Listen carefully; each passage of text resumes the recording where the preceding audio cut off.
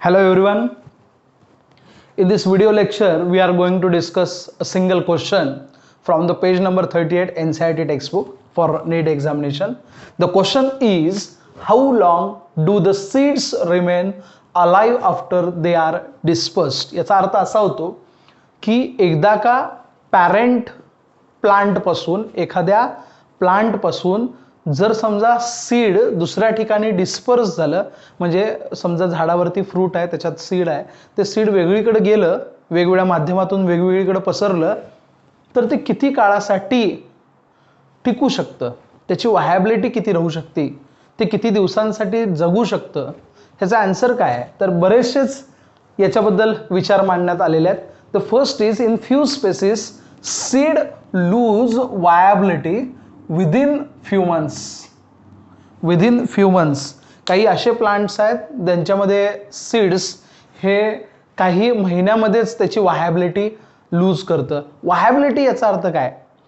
ते सीड किती वेळ जगू शकतं. एकदा का ते झाडावरून खाली पडलं किंवा झाडावरून वेगळ्या ठिकाणी गेलं तर ते किती वर्षासाठी, किती महिन्यासाठी, किती दिवसासाठी ते सीड जगू शकतं, अलाइव्ह राहू शकतं, आणि त्याचबरोबर ते पुढं उगवून येणार का, त्यासाठीचा जो पिरियड असतो, म्हणजे किती दिवसात ते उगवून येणार, म्हणजे किती दिवसासाठी ते राहू शकतं, जगू शकतं.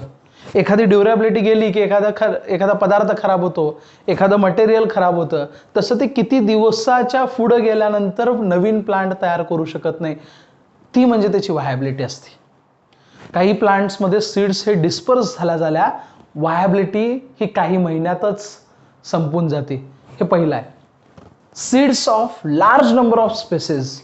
ह्या जगामध्ये असे बरेचसेच प्लांट आहेत, त्या प्लांटमध्ये बरेचसेच plant, large number of species of plant life for several years. काही असे प्लांट आहेत ज्यांचं काय एकदा सीड त्या प्लांटवरून खाली पडलं की ते सीड बरेचसेच वर्ष जगू शकतं. हा आपला दुसरा point. The third point is some alive for 100 of years. No doubt, some alive for 100 year. For example lupin. This is very important. याला स्टार करून ठेवतो. They will going to ask for NEET examination. नीटसाठी सगळ्यात महत्त्वाचं example आहे. ह्याच्यावरती एक question येऊ शकतो. प्लांटचं नाव आहे ल्युपाईन. एकदा सर्च करा. सर्च केल्याशिवाय तुम्हाला समजणार नाही की ते प्लांट कसं दिसतं, आणि मला कमेंट बॉक्समध्ये किंवा व्हॉट्सअपवरती मला त्याचे इमेज सेंड करा. ल्युपाईन ह्याचं बायोलॉजिकल नेम आहे ल्युपिनस आर्क्टिकस. ल्युपिनस आर्क्टिकस हे आर्टिक टुंड्राला सापडलंय ज्यावेळेस एक्सकॅव्हेटेशन सुरू होतं. एक्सकॅव्हेटेशन याचा अर्थ पुरातन खातं जे असतं ते जमीन खोदत असतं, त्याला आपण एक्सकॅव्हेटेशन म्हणतो. एखादं सर्च जर करायचं असेल, एखादं जीवाश्म जर समजा जमिनीतून काढायचं असेल तर त्याच्यासाठी जमीन खोदावी लागते, एक्सकॅव्हेटेशन करावं लागतं. ते करत असताना आर्टिक टुंड्रा, बऱ्याच विद्यार्थ्यांना आर्टिक टुंड्रा म्हणल्यानंतर प्रश्न पडतोय. लक्षात ठेवा, भूगोल, जॉग्राफी तुम्ही शिकलेला आहे. जॉग्राफीमध्ये तुम्ही हुडकून काढा की आर्टिक टुंड्रा कुठं आहे, कारण हे आपल्याला पुढं 12वीला एन्व्हायरमेंट टॉपिकमध्ये सुद्धा लागणार आहे. बर्फाने आच्छादलेला पार्ट असतो, बगल तिकडं सगळीकडं बर्फ पसरलेलं असतं. अशा ठिकाणी आर्टिक टुंड्रा आहे, पोलार रिजनला. त्या ठिकाणी एक्सकॅव्हेटेशन करत असताना ल्युपिनस आर्टिकस हे नीटला विचारतात. सगळ्यात ओल्डेस्ट असं सीड आहे. ते सीड तसं जर आपण बघितलं, it record of 1000 years of dormancy. म्हणजे 1000 वर्षापासून ते बर्फाच्या खाली अडकलेलं आहे आणि 1000 वर्षापासून ते उगवलेलं नाही आहे, म्हणजे त्याचा तो डॉर्मन्सी पिरियड आहे. परत एकदा बघा. The example is lupin, lupinus arcticus, found in arctic tundra during the excavation which is very oldest. The seed germinate and flowered after an estimated record of 1000 of year. म्हणजे 1000 वर्षानंतर ते पुन्हा एकदा जर्मिनेट झालं, त्याला अंकुर फुटला आणि त्याच्यापासून प्लांट तयार झालं. असं हे सगळ्यात ओल्ड सीड आहे, त्याचं नाव आहे ल्युपाईन ऑर ल्युपिनस आर्क्टिकस. दुसरं एक एक्झाम्पल आहे recent record of 2000 years of old seed 2000 वर्षापूर्वीचं एक सीड, खजूर नावाचं जे प्लांट असतं, खजूर आपल्या सगळ्यांना माहीत आहे, त्याला आपण डेट पाम असं म्हणतो. 2000 वर्षापूर्वी त्याचं सीड जे होतं ते आता सापडलेलं आहे. डेट पामचं जे काय बॉटॅनिकल नेम आहे फोइनिक्स डेक्टिलिफेरा. फोइनिक्स डेक्टिलिफेरा हे सुद्धा नीट एक्झामिनेशनसाठी विचारू शकतात. हे इयर्स जे आहेत ते विचारू शकतात, अंडरलाईन केलेलं आहे.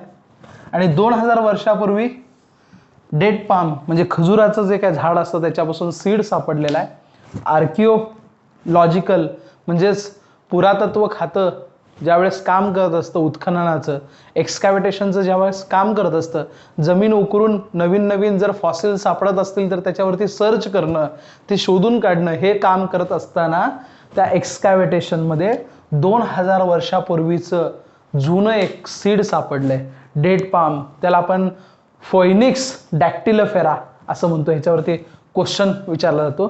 त्यावेळेस खोदकाम चालू होतं एका राजाच्या राजवाड्याचं, हेरॉड्स पॅलेस म्हणून आहे, तिथला एक किंग आहे. आता हे हेरॉड पॅलेस कुठं आहे ते सुद्धा तुम्ही सर्च करा. हेरॉड पॅलेस हे मृत समुद्राजवळ आहे. डेड सी म्हणून जो पार्ट आहे त्या डेड सीच्या तिथलं हेरॉड पॅलेस म्हणून आहे.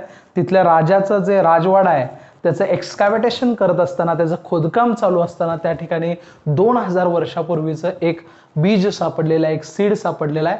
त्या सीडचं नाव आहे डेट पाम और फोइनिक्स डॅक्टिलिफेरा असं त्याचं नाव आहे. त्यानंतर एक नवीन कन्सेप्ट त्याच्या खालचा पॅरेग्राफ आपल्याला बघायचा आहे. त्यामध्ये काही डिस्कशन दिलेलं आहे. ते डिस्कशन कसं आहे बघा, मी लिहून ठेवलं आहे कारण काही पॉईंट्स असे आहेत NCERT मध्ये, काही लाईन्स अशा आहेत ज्याचं मिनिंग समजणं हे फार अवघड आहे. तुम्ही एकदा हे लेक्चर बघायच्या आधी एकदा पूर्ण पॅरेग्राफ वाचून बघा. मी 100% तुम्हाला सांगतो त्या पॅरेग्राफमधलं फक्त तुम्हाला 10% कळेल आणि 90% तुम्हाला प्रश्न पडेल. म्हणून ही बाब लक्षात घेता, हे पॉईंट्स लक्षात घेता, NCERTच्या दृष्टिकोनातून कशी तयारी व्हावी किंवा कशी तयारी करायची असते ह्यासाठी हे एक एक्झाम्पल म्हणून मी लिहून ठेवलेलं आहे, जे सगळ्यात महत्त्वाचं आहे. आणि प्रत्येक line to line, word to word meaning समजणं हे आपल्या दृष्टिकोनातून महत्त्वाचं आहे. डिस्कशन असं आहे, after a completing brief account of sexual reproduction. म्हणजे गेले कित्येक दिवस आपण सेक्शुअल रिप्रोडक्शनचा टॉपिक बघतोय. हे सेक्शुअल रिप्रोडक्शन पूर्णपणे आपण बघितल्यानंतर, याचं नॉलेज घेतल्यानंतर, it would be worth attempting to comprehend the enormous reproductive capacity. याचा अर्थ काय? आपल्याला हा जो आपण प्रवास सुरू केला आहे sexual reproduction in flowering plant, जे काय आपण टॉपिक चालू केलं त्याचं नॉलेज मिळवलं, ह्या नॉलेजमुळं आता काही गोष्टी आपल्याला थोड्याशा सुखकारक होतील. म्हणजे आपल्याला त्रास होणार नाही, कारण ऑलरेडी आपल्याला ह्या सगळ्या गोष्टीचं नॉलेज आहे की आपण जी काय रिप्रोडक्टिव्ह कॅपॅसिटी असते, एखाद्या फ्लॉवरिंग प्लांटची जी काय रिप्रोडक्टिव्ह कॅपॅसिटी असते, याचा अर्थ काय? एखादं फ्लॉवरिंग प्लांट पूर्ण त्याच्या आयुष्यामध्ये आपल्याला किती उत्पादन देऊ शकतं हे आपण काही क्वेश्चन्स आणि त्याचे आन्सर्स डिस्कस करून आपण समजून घेऊ शकतो. त्या बाबतीत हे डिस्कशन आहे. त्यासाठी पहिला क्वेश्चन विचारला आहे, how many eggs are present in each embryo sac. Embryo सॅकमध्ये किती एग्स प्रेझेंट असतात? आपल्याला माहिती आहे की एम्ब्रियो सॅकमध्ये एक एग प्रेझेंट असते.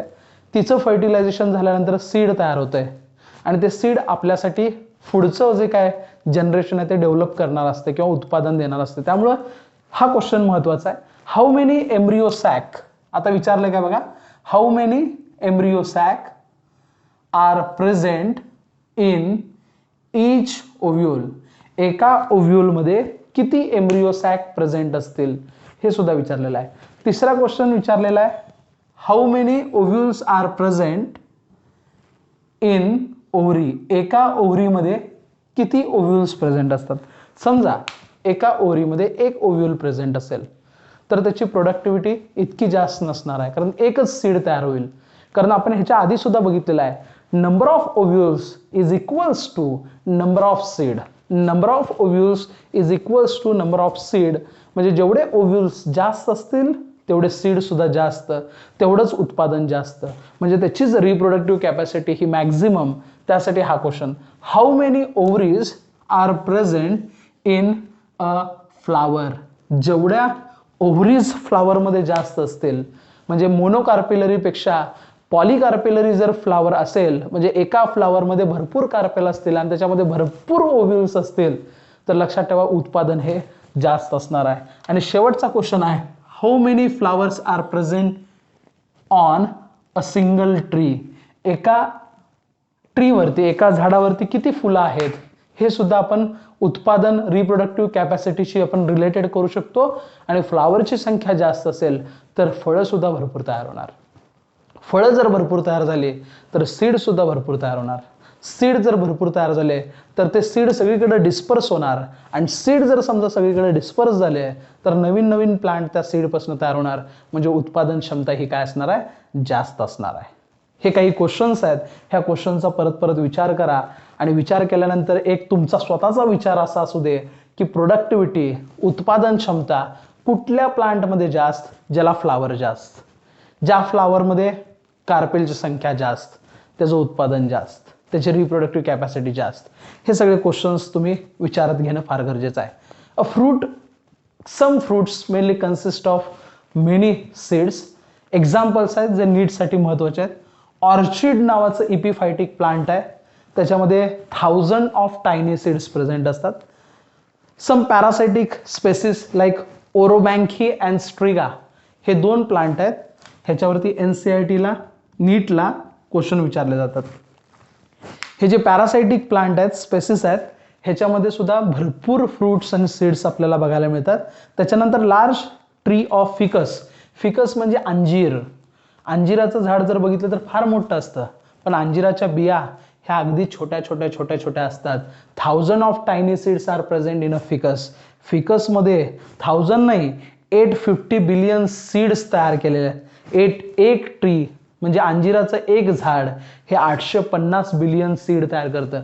आणि याचं सीड जर बघितलं, रवा असतो ना, रव्यापेक्षा थोडंसं मोठं आहे, तरी सुद्धा त्या सीड्समध्ये एवढी ताकद आहे की त्याच्यापासून अंजिराचं मोठंच्या मोठं प्लांट तयार होतं.